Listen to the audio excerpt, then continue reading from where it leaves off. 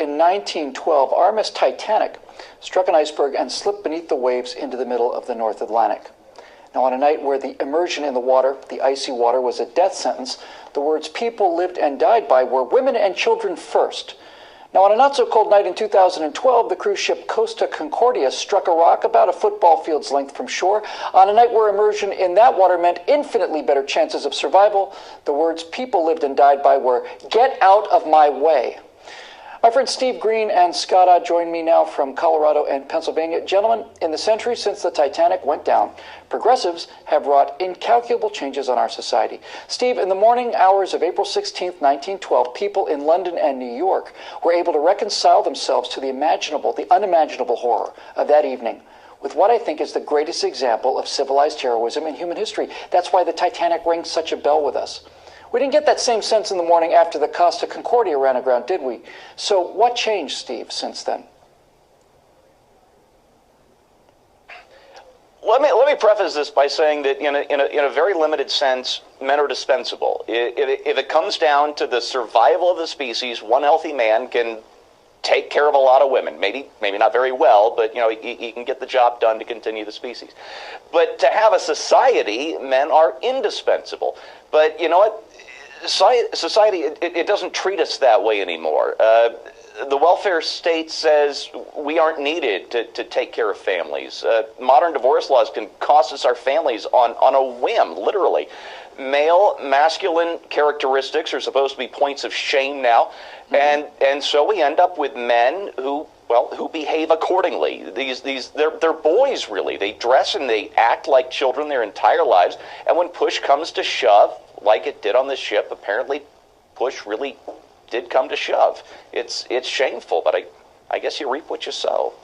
It's shameful. I want to come back to that in a minute.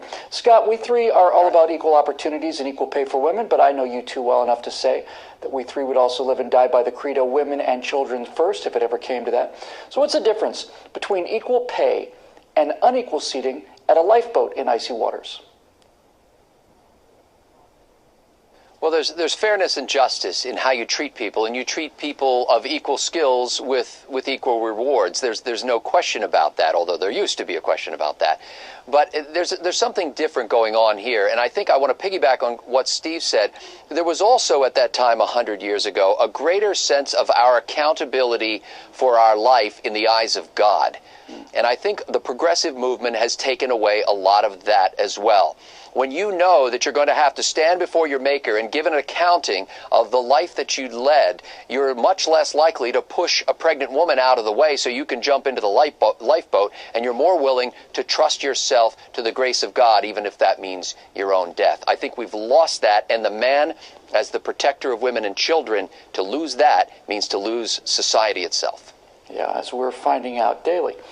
Gents, in the many moments of shame that surround the Costa Concordia disaster, we have yet again, because this kind of thing's happened before and recently, the spectacle of the captain being one of the first off the ship and then being ordered back onto his command by irate members, in this case, of the Italian Coast Guard. More than one commentator has been reminded of this famous scene from the show Seinfeld.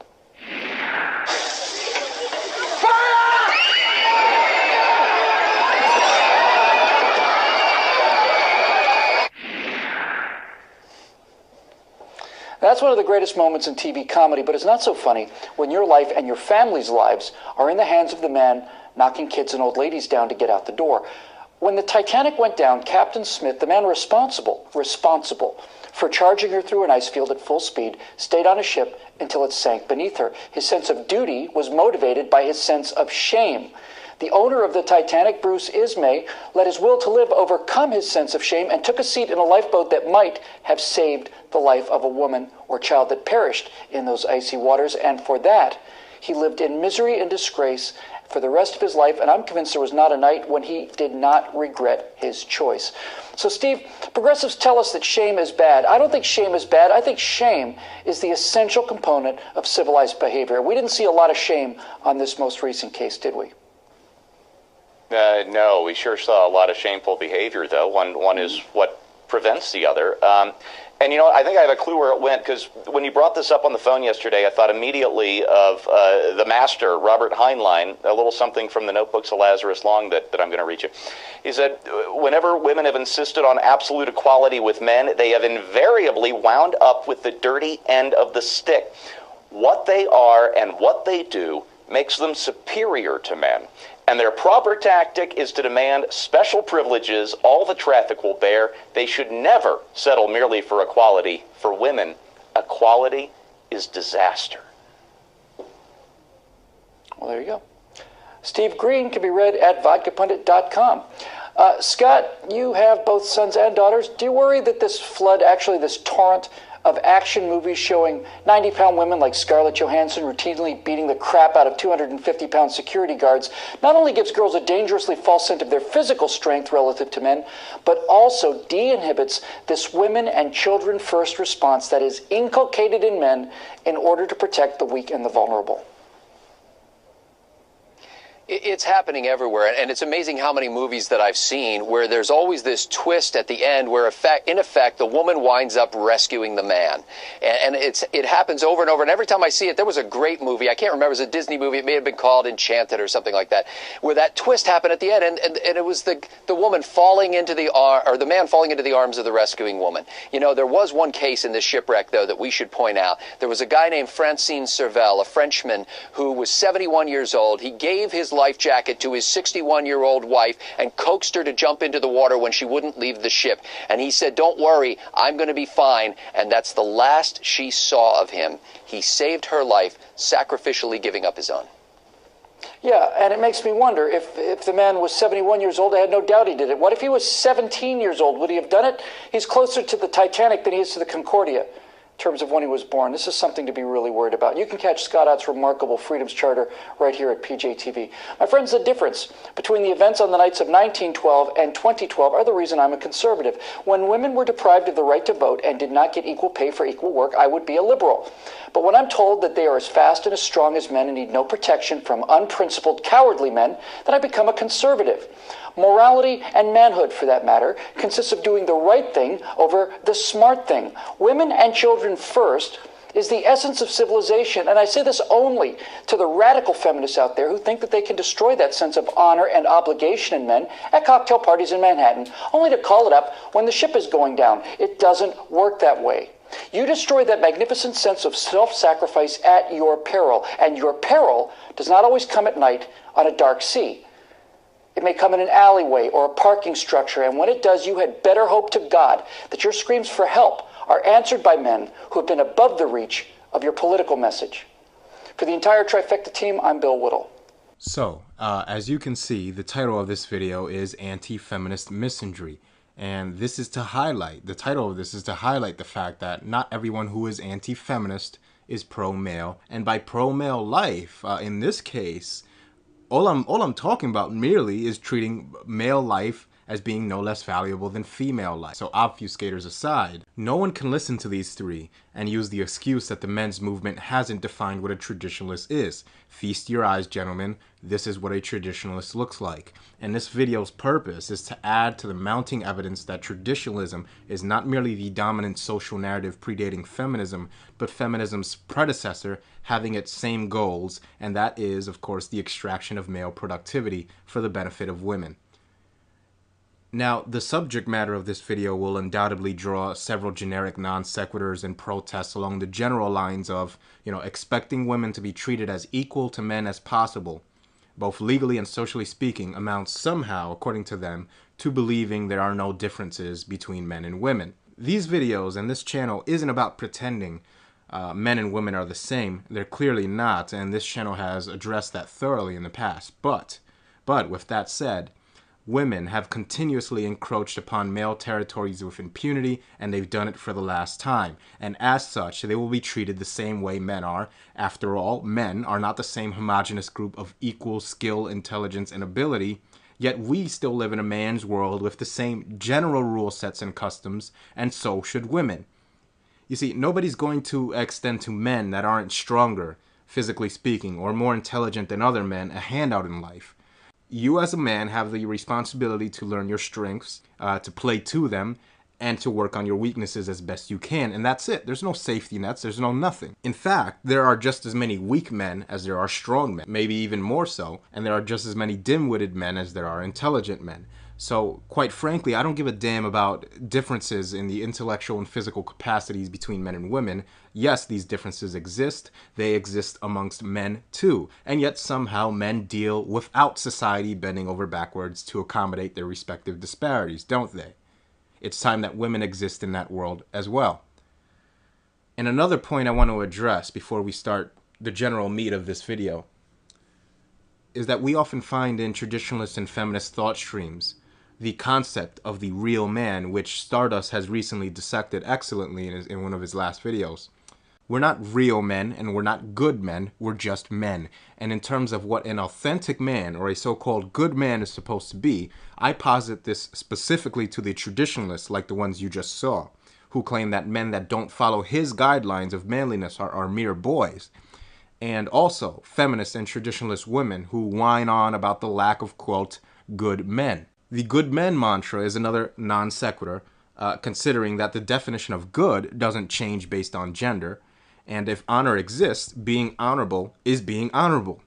Being, quote, good isn't going to change based on genitalia.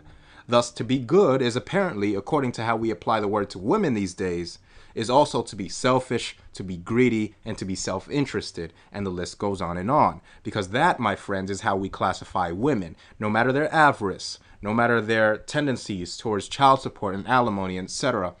Women somehow are still called good. So when women ask, where are all the good men? Well, they're right here. We've been here the whole time, and we're just as greedy and selfish and self-interested as you. And since goodness, as I've stated, is irrelevant to one's gender, then I suppose that makes us the good men you're having so much trouble locating, doesn't it? Now, with that said, let's talk about the video we just watched. One of the defining characteristics you have to remember of traditionalist chivalry is an inability to hold women accountable to adult standards. Now here, if you notice, these men go on this tirade against feminism, and they attempt, as these types usually do, to shame women for their rejection of traditional gender roles. And yet when all is said and done, notice that they still, in no uncertain terms, tell even feminist women that if the situation ever arises, they, meaning these men, supposedly will still sacrifice themselves for the protection of the feminist women they claim to despise. They tell feminist women to hope that if they find themselves in a life or death situation, they'd better hope that there are men like them, these sacrificial white knights that they are, willing to throw their lives away for the benefit of women, any women, even those that they perceive to be the main cause of the disintegration of their traditionalist way of life. And this is one of the many reasons why traditionalism utterly failed to mitigate feminism, and why women can embrace feminism without fear of any repercussion by traditionalism other than outdated, sexual shaming, which doesn't have any effect anymore. There is no disciplinary action that traditionalism can level against women that doesn't revolve around some kind of shaming of promiscuous female behavior. It needs its taboos on female sexuality to function. Along comes a 1960-era sexual revolution that was all about free love and sexual liberation and feminism. And what mechanism was traditionalism left with for controlling female behavior?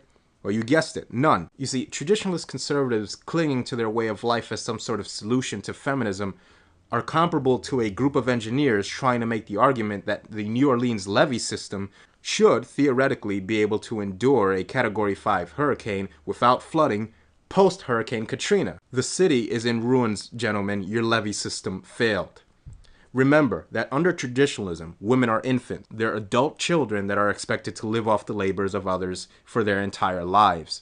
And this type of environment creates a toxic mindset that assumes women are naturally accepting of traditionalist attempts to infantilize them, and it guarantees traditionalist chivalry be extended to women even if they aren't fulfilling their traditional gender roles, much like a parent is still responsible for the welfare and provision towards his child, even if he's misbehaving in school, or even if he's not following the house rules. And notice then that in order to make up for this, there has to be some kind of external evil boogeyman that caused all of this, that set it all into motion, other than, the chaotic entropy that is the world and reality we live in. Notice how it's the, quote, fault of progressives if men act in accordance with the strongest biological compulsion there is. that being the will to live and survive. You see, if men display a perfectly healthy and normal desire to live, then it's the fault of leftism or progressives or Marxists, as though they've somehow brainwashed men to get this value their own lives. Now, if anything, both progressives and conservatives, both in civilian life, in the civilian sector, and on the battlefield, are the only ones that routinely brainwash men to not value their own lives. It should be noted that these people, these traditionalists on this radio show, are implying that there's something, I'm going to reiterate this, that there's something wrong with men having a healthy and normal sense of self-preservation. The desire to live, when exercised by the male sex, according to these people, must be the result of some nefarious political conspiracy, when the very epitome of selflessness they point to as to what should be the standard of supposedly honorable male behavior, and I'm talking about the Titanic here, had 72% of women surviving with only 50% of children surviving.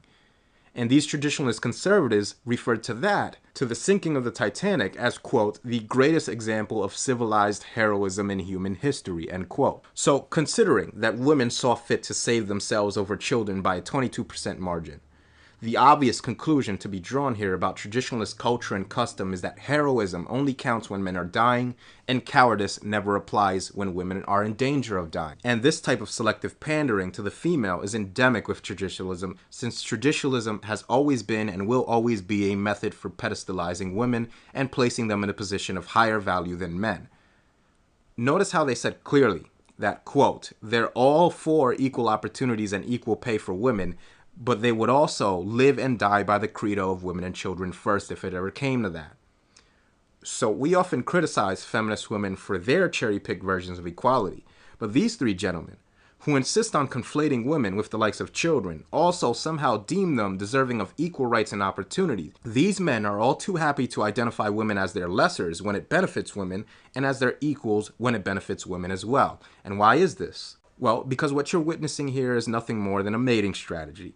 These three, like many traditionalist men, can't get a woman using charm or charisma or personality or looks or what have you, so they offer their little jobs to show what great little providers they can be. And when that doesn't work, they go further and they really scrape the barrel by reminding women, as we're seeing here, that they value themselves so little that they'll actually lay down and die voluntarily for the opposite sex. It's really a communal mating strategy, and a failing one at that. And for good measure, when one of them points out that women who asked for equality should expect it on a lifeboat in an emergency situation, one of these idiots invokes God as a justification for his sexist, misandrist garbage. Remember, men, you have to face your maker, so you'd better die, you disposable nobody. Die for women that wouldn't do the same for you under any circumstance. Perhaps, then, men should invoke God here as well, and tell women that they should treat others the way they would have others treat them, and guilt them into letting men fill up the life rafts whenever a ship is sinking. But of course, that would be hypocritical and cowardly, wouldn't it? And by the way, any Christians listening to this may want to take note here. If you're wondering why men are leaving your corrupt, pussy-worshipping churches in droves, you may want to look at these chivalrous white knight preachers that espouse traditionalism and spend day and night evangelizing the man-up provider role to men while saying absolutely nothing about how women have left their roles. And they're ignoring this, by the way, because they know that women are never going back to these roles. They aren't stupid. They have collection plates to fill. They can't tell their main donors, i.e. women spending men's money, by the way, to go back to a set of customs they rejected 50 years ago. Otherwise, they risk jeopardizing their paychecks, and we certainly can't have that, now can we? As we've talked about at length before, this has a whole heck of a lot to do with female nature and male nature. But it's not that simple, and it's not limited to that. This is partly about freedom. There is a freedom associated with rejecting the obligations society has delineated to you based on your sex or based on any other criteria for that matter. We have, of course, biological realities that affect and compel both genders, to be sure. This is undeniable. But the individual, the free thinker, is in fact genderless. Individualism is the strife and struggle against the animal mind and the hallmark of sentience and science. It is the greatest trait humanity has to offer, and the individualist woman wants it just as bad as a man does. So when one tells women that it is their role to be submissive or demure or virginal, they will only acquiesce if there's something in it for them. Because let's face it, being demure or submissive or virginal sounds like what to you? If we're being honest, of course. It sounds like a bunch of stifling, sexually repressive bullshit for the benefit of weak-willed men holding on to a fantasy of women that never truly existed. Now, if someone was to tell you as a man, and more importantly as an individual, that you have to be submissive, demure, and virginal, most men, myself included, will tell them to go fuck themselves, and I don't blame women for taking the opportunity to do the same thing. Conversely, I don't want some sanctimonious traditionalist radio host telling me that I'm not a real man unless I embrace a cold, hypothermic death for some women I don't even care about. Women rejected society's attempt to impose an unnatural sexual rule set on them, and now men are about to do the same. We reject, as individuals and as men going their own way, any attempt to shame us back in line, or pretending that traditionalism isn't thinly veiled misandry, and the imposition on us of a civilizational self-interest edict will result in more men embracing this mentality than ever before. You see, the way women took to feminism, it's going to be the way men take to the rejection of society's expectations of them. It's going to be on a subconscious level, and it's going to be organically mediated. Do the math, people. The only thing inhibiting the precipitation of what is already underway in the form of a marriage strife is that the fantasy is still somewhat sustainable. Wait till it becomes impossible for a man to raise a family on his income alone. You think the marriage and birth rates are low now. And this all boils down and comes back to one main thing, that the state is the ultimate alpha male. And it was women who made that distinction and made that possible. Women along with feminism and men acquiescing to it. It's ironic when you think about it that the most powerful male, the state, is devoid of actual identity. He is a eunuch alpha male, pure utility, no individual identity. The symbolism, gentlemen, shouldn't be lost on you, that when women elected the ultimate provider, protector, and alpha male, he would come in this purely utilitarian form. This is the overarching view that women have of men, unfortunately, and it's not a coincidence that across the board, across any cultural demographic, the higher a nation's IQ is, the less children women will have.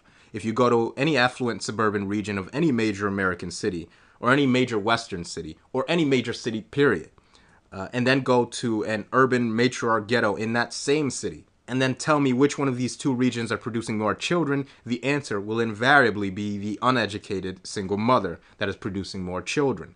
The more intelligent and educated a nation's women are, the less children they will have. And as an aside, I'll now comment on the general dim-wittedness that I've observed of the traditional homemaker housewife. And there's a reason I'm doing this. It's not just to kind of insult these women.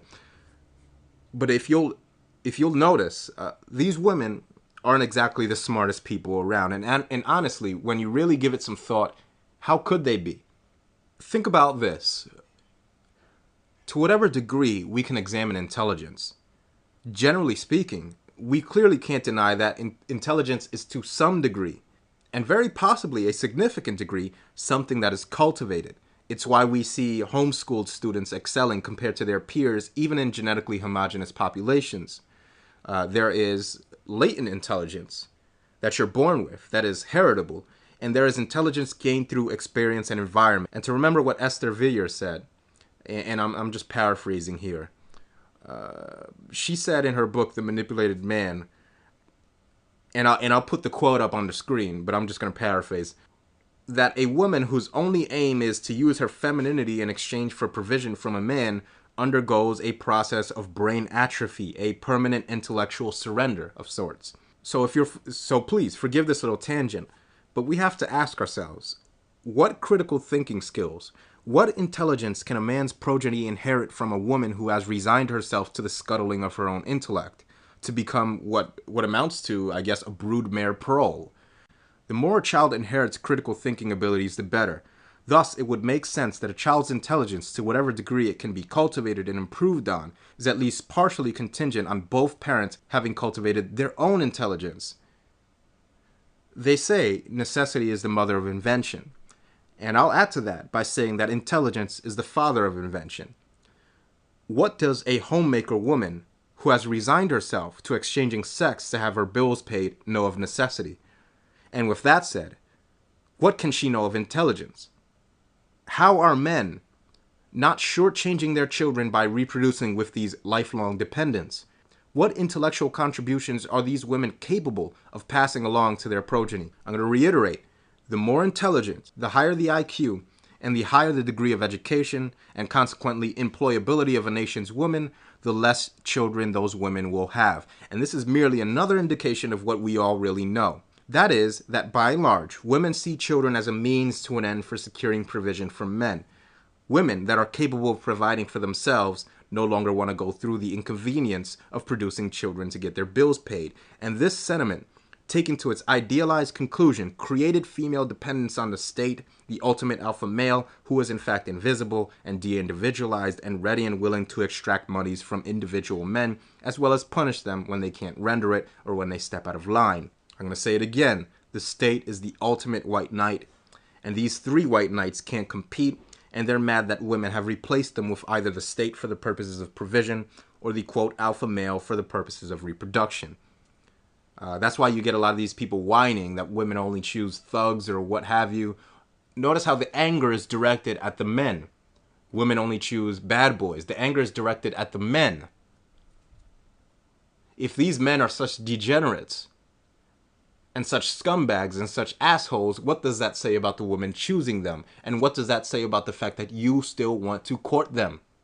Stop complaining about so-called bad boys or thugs or what have you, and look at the real problem here, that women don't, under their natural devices, tend towards attraction, towards provider, beta, towards traditionalist providers. And that's why your philosophy and worldview and customs that have lasted, a couple thousand years is falling apart now, because for the first time, women do have the option to go without. They don't need it anymore. Traditionalism, and I hate using this language, but for lack of a better word, is a method, a worldview, a civilizational setup designed to allow beta males to reproduce. These three men, and it's easy to discern really if you look at their body language and how they call men boys for refusing to don the same sacrificial yoke they've wrapped around their necks. You can easily tell what their agenda is. It's passive-aggressive competition for mating access. It's trying to convince women that they would sacrifice their lives for them, and it's pretty pathetic, actually. And I seriously doubt that any of these chest thumpers would actually sacrifice their lives for women in an emergency situation. They just have a vested interest in projecting that image. And then these three have the nerve to say, and I'm going to read the quote word for word. They say, quote, "Whenever women have insisted on absolute equality with men, they have invariably wound up with the dirty end of the stick. What they are and what they can do makes them, get this, superior to men. And their proper tactic is to demand special privileges all the traffic will bear. They should never settle merely for equality. For women, equality is a disaster." End quote. So, pay attention to the language of these types. They first begin by laying out the implication that women, the inferiors that they are victims of equality by telling us that when they pursue it, they wind up with the dirty end of the stick. Then in the same sentence, and this is pure Orwellian doublethink here, they then tell us that, quote, "what they are and what they can do makes them superior to men." You see how that works? According to these groveling white knights, women are superior to men, yet can't handle equality with their male inferiors. I mean, honestly, think about the definition of doublethink, according to Orwell's definition. Think about how these men, in the span of a sentence, displayed a belief in two completely contradictory ideas and genuinely believed them, knowing they contradict each other. And this, gentlemen, is what we're dealing with. This is what traditionalism is, and this is what feminism is. It's an ability to contradict every observable truth about women, summoning up one truth when it's convenient, burying that truth when it's not, and replacing it with another truth when it's convenient as well. Why do you think these traditionalist conservative imbeciles say women and children first, thereby equating women to children, and then they say this? And it's funny that we've been instructed by traditionalist conservative forces within the men's movement to believe that only feminists or leftists or what have you put forth claims of female superiority. What then are three right-wing traditionalist conservatives doing touting these claims of the superiority of the fairer sex? I thought that was only feminists and leftists that talk about female supremacy. And to claim that somebody is superior is the same thing as female supremacy. Make no mistake about it. If you look carefully at how their faces light up when he's reading this quote, It's clear how these tradcon types revel in reverence towards the female. The quote clearly states that women are superior to men. Superior. And these tradcon dullards, upon hearing this, have these euphoric Kool-Aid smiles plastered on their faces, and this is what really needs to be combated. It's not just feminism, it's not just leftism. As I've said before, these are symptoms of a wider disease, a systemic disease. What needs to be addressed is the tendency for men to accept and invite gynocentrism as normal, acceptable behavior. Remember that traditionalists such as these men aren't anti-feminists for the sake of men, but only because the state, along with the blessings of their very own women, have usurped their position as king of the castle, with the woman-child dullard we so often see in these traditional setups as his subject. Traditionalist men such as these are apparently unaware that if you coat male and female attraction within this veneer of provision for sex and children exchange agreements, you will ultimately have to deal with a central governing authority that provides more than you ever could. These people act surprised that feminism happened, but for the life of me, I can't understand why. Things couldn't have gone any other way. The traditionalist custom of creating an infantilized female populace who wants an authority figure to take care of everything for her, a daddy figure. This creates a pliable, acquiescent female population, and because traditionalism is ultimately pinged to female interests, these three idiots must now adhere to their very own form of political correctness of their own doing, in that while they equate women to children with their women and children's first mantra, they also must make the concession that women can and will vote now. So essentially they're trapped in their servitude to the female, yet unable to render any authoritative motion against her.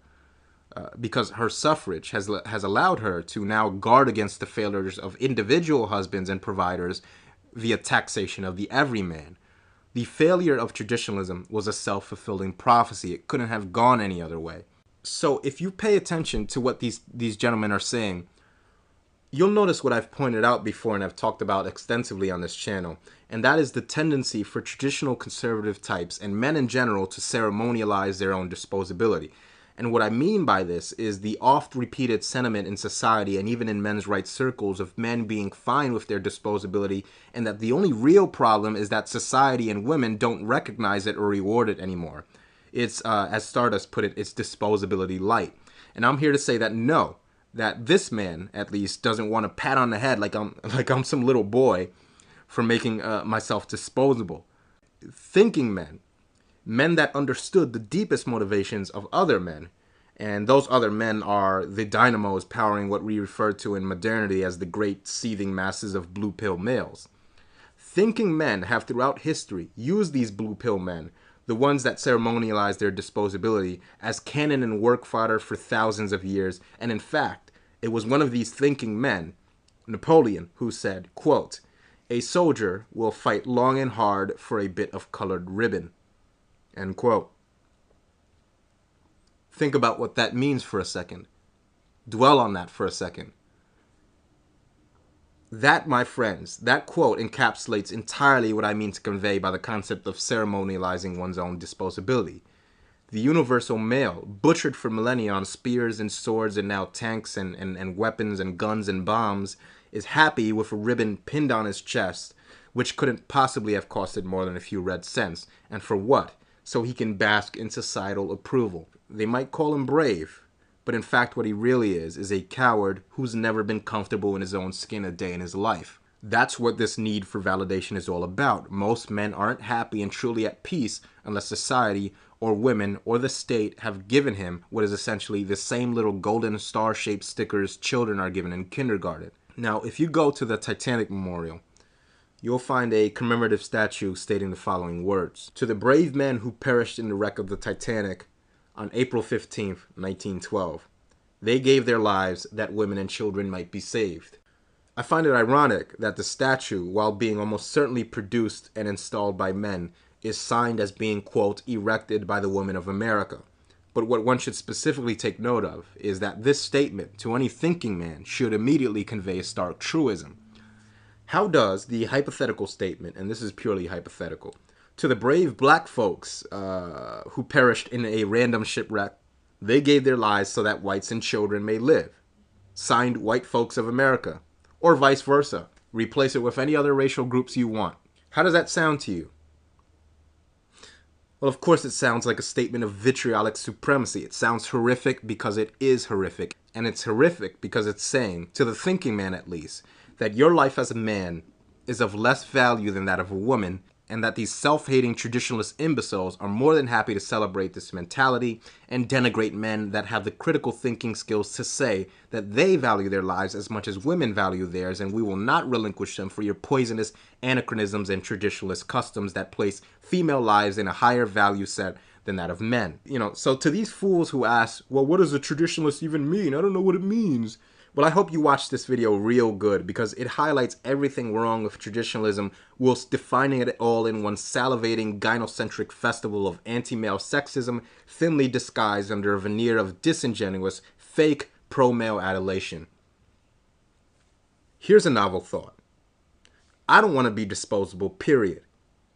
You see, here's the fundamental difference between myself and those that are in the men's movement for their respective disingenuous family values agendas. I'm not going to tell you that everything would be okay again if women in society merely started to appreciate men's sacrifices again.